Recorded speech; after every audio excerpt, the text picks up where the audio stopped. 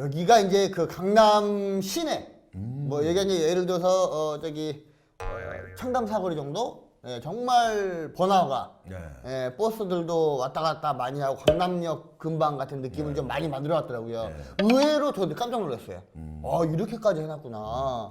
여기서 중요한 요소는 뭐겠습니까?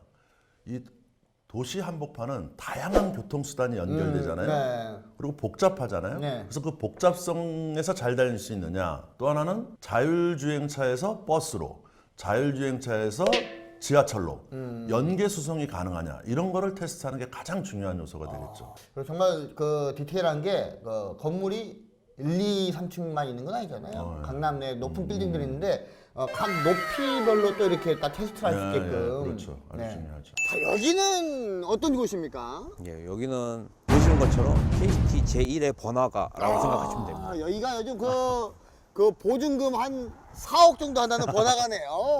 예, 좋습니다.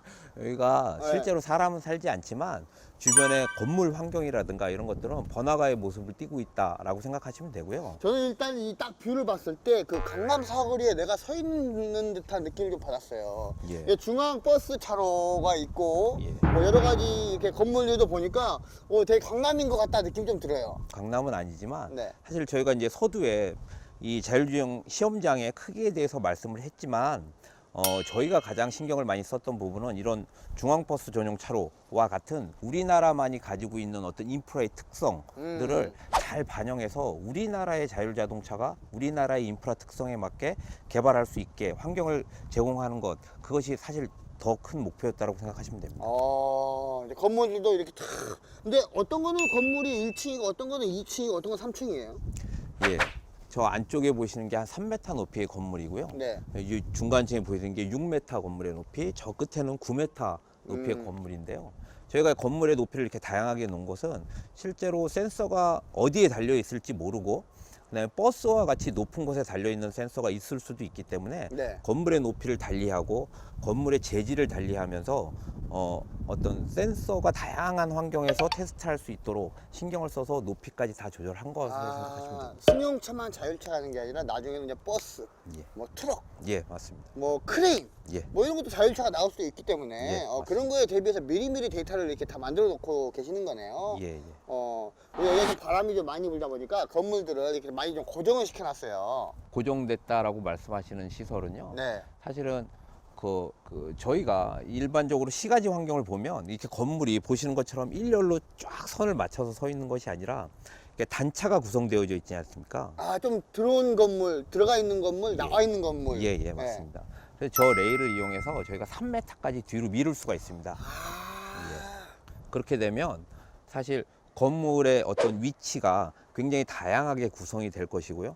자율차 입장에서 가장 중요한 건 보이지 않는 공간에서 시작된 이벤트들에 대해서 얼마나 안전하고 얼마나 빠르게 대응할 수 있느냐, 그런 곳을 실험할 수 있는 곳이라고 생각하시면 됩니다. 야, 잘했습니다. 그러니까 건물 뒤에 숨어져서 예를 들어 뭐 무단 횡단자가 갑자기 나타난다든가 뭐 네. 이런 것들을 실험해 볼 수 있는 최적의 장소라고 생각하시면 됩니다. 그리고 저 이제 앞에 보시면 네. 이제 좌회전 차로도 있고 직진 차로도 있고 우회전 차로도 있고, 여러 가지가 있죠. 예, 근데 신호등도 그 버스 전용 신호가 따로 있고요. 네. 그다음에 일반 신호등도 있고, 그다음에 저 신호등 사이에 보이는 안테나 혹시 보이십니까?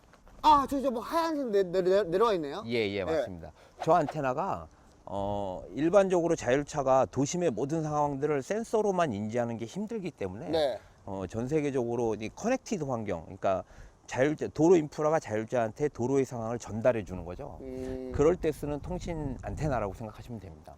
만약에 자율주행차가 이제 상용화가 된다면은 이제 모든 신호등에 저런 안테나가 달리겠네요.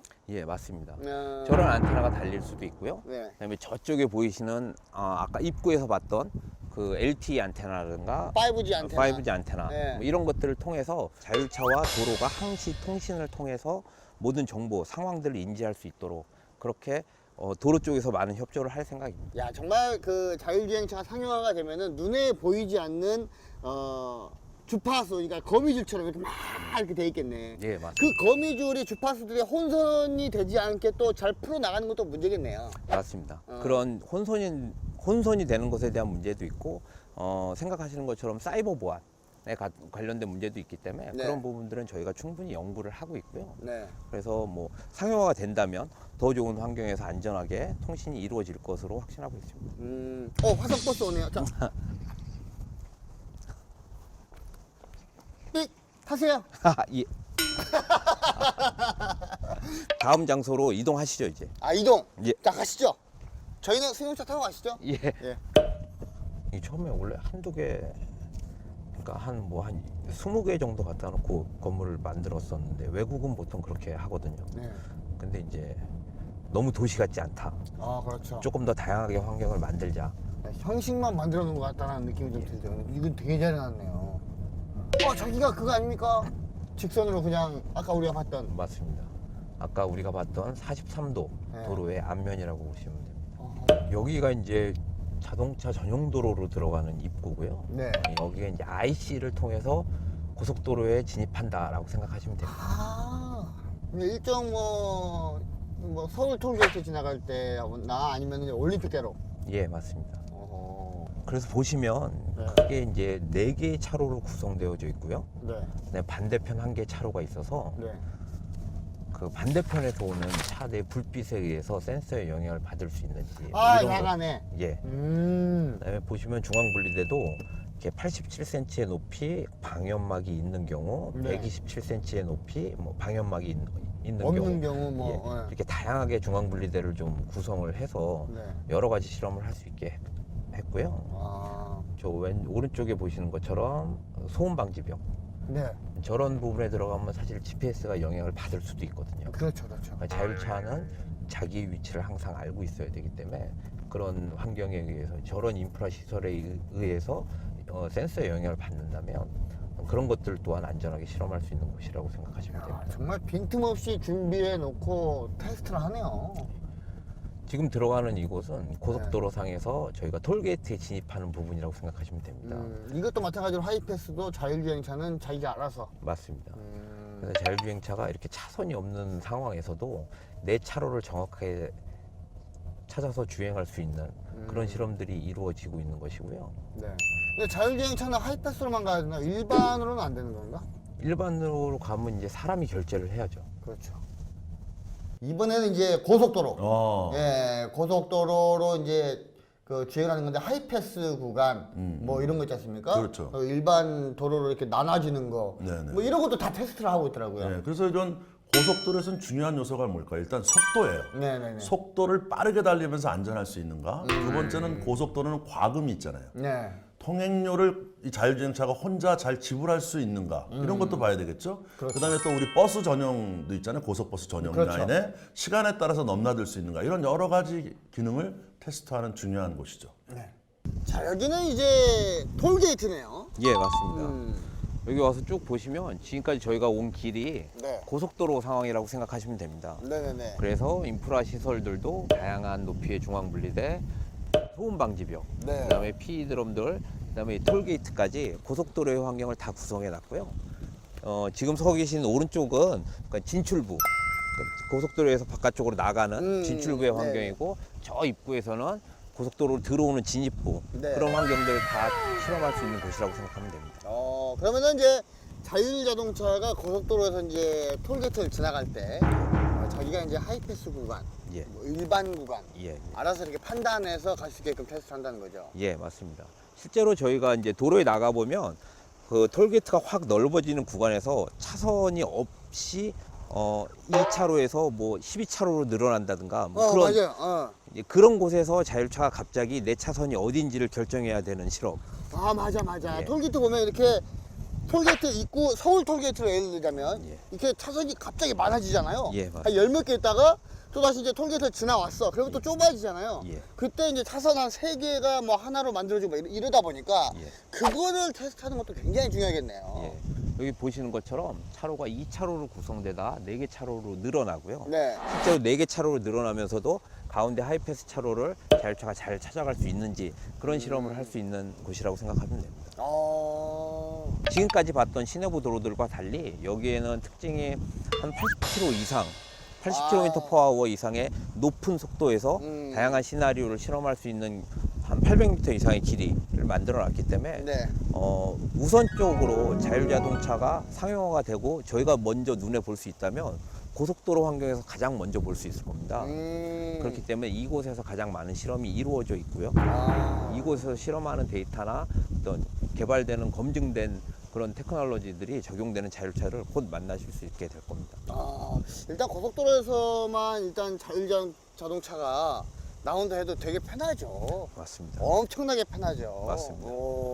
이 다음은 또 어떤 코스가 있습니까? 다음은 저희가 가면서 터널이라든가 네. 또는 우리나라의 한적한 교외도로 이런 상황들을 앞으로 보게 될 건데요. 차로 타고 가시면서 설명드리겠습니다. 알겠습니다. 예.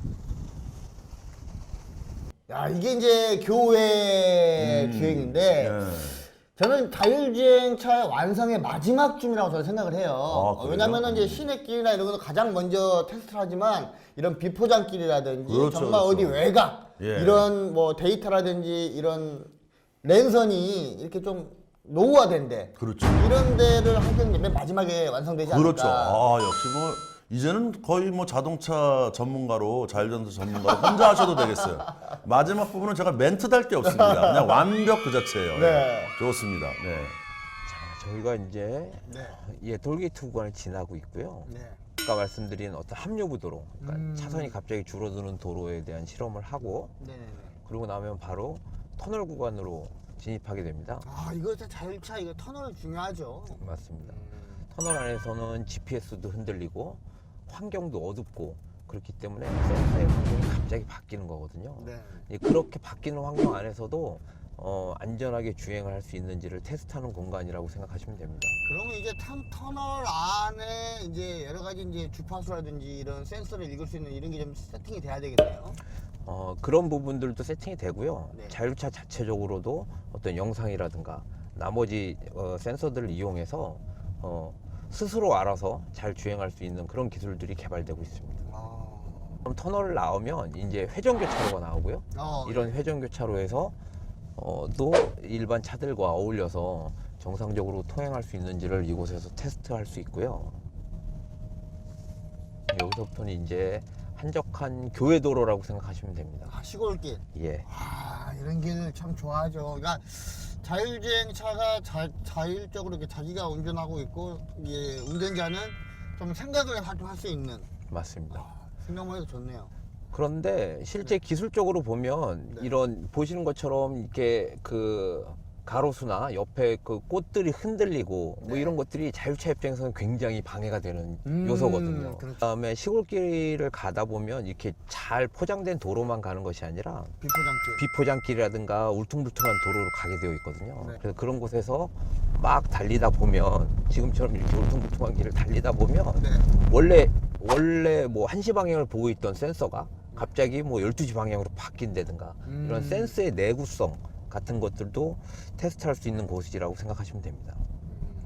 시골길까지 이런 비포장길 시골길까지 만약에 자율주행이 된다 그러면 거의 뭐 자율주행의 완성 단계네요. 맞습니다. 지금 당장은 어렵지만 네. 미래에 이런 기술들이 지금부터 기술 개발하는 곳이 있어야 되기 때문에 네. 저희가 이런 환경을 만들어 놨고요. 이제 여기는 보시는 것처럼 도시부에서는 주로 사거리의 교차로들이 많지만 네. 시골길에서는 이런 예각이나 둔각의 어떤 각도를 가지고 있는 비정형의 교차로들이 많거든요. 네네네. 이런 삼지 교차로에서도 자율차가 정상적으로 잘 신호에 따라서 순응할 수 있는지 그런 것들을 보게 되고요. 맵이 따라서 잘 갈 수 있는지. 맞습니다. 그다음에 여기는 이제 가로수길이라 그래서 그냥 가로수길보다 아닙니다. 아니. 정말 가로수길입니다. 메타세카이어 같은 그런 길. 예. 그래서 이제 이런 흔들리는 낙엽들에 의해서 표지판도 잘 안 보이고 센서들도 영향을 받고 뭐 이런 악의적인 환경에서 자율차들이 잘 다닐 수 있는지 이런 것들을 실험하는 곳입니다. 갑자기 낙엽이 떨어졌는데 그거를 또 돌발로 생각하고 또 차가 멈출 수도 있으니까요. 맞습니다. 그래서 이런 가로수길에서도 자율차가 잘 주행할 수 있도록 이곳에서 많은 실험이 이루어지고 있고요. 실제로 이런 곳은 이제 전멸 신호등, 그러니까 일반 자기가 신호를 받지 않고 전멸 상황에서는 판단해서. 다가오는 차와 내 차가 통신을 통해서 어느 것이 먼저 가야 되는지를 결정하고 거기에 따라서 안전하게 주행하는 그런 환경을 만들어 놓은 곳입니다. 그러니까 자동차를 타고 다니면서 일어날 수 있는 모든 상황들을 다 일단 세팅을 해놨네. 맞습니다. 가능한 한 많은 상황들을 담으려고 노력을 했고요. 네. 이곳은 신호교차로가 없는 아예 비신호교차로 이런 삼지에서도 통행권 우선 결정하는 게 가장 중요하고요. 그런 결정된 통행권에 따라서 안전하게 주행할 수 있는지를 바라보는 그런 곳을 실험하는 곳입니다. 일단 차를 무조건 세웠다 가야 되겠네, 이런 곳은. 지금 도로교통법 상으로도 일단 네. 우선 멈춤 표시가 정지 표시가 있으면 섰다 가는 게 그렇죠. 그래서 저희 캐스티는 실제로 이렇게 보시면 많은 인프라들도 보셨지만 중간중간에 보이시는 것처럼 어떤 통신 기지국들을 네. 통해서 차가 사실 자율차가 가면서 앞에 버스가 있고 그러면 센서로도 그 앞의 상황을 인지할 수가 없거든요. 네. 그렇기 때문에 통신으로 이 도로의 상황을 자율차한테 알려주는 그런 통신 환경이 다 구비되어 있다고 생각하시면 됩니다. 우리나라가 이 통신 환경이 정말 앞서 있죠. 세계 최정상급 아닙니까? 맞습니다. 그래서 통신 방식도 그러니까 웨이브라고 불리우는 자동차 전용 통신, 네. 아까 보신 이런 안테나를 통해서 웨이브 통신도 하고 있고, 그다음에 4G LTE나 5G 같은 것들을 이용해서 다양한 통신 방식들로 차량과 통신하는 그런 환경이 만들어져 있는 곳입니다. 자, 이제 저희가 가고 있는 곳은 어딘가요? 자, 이제 정말 원하시는 자율주행차를 직접 경험해 보실 곳으로 가고 있습니다. 아유, 이게 실기네, 실기. 네.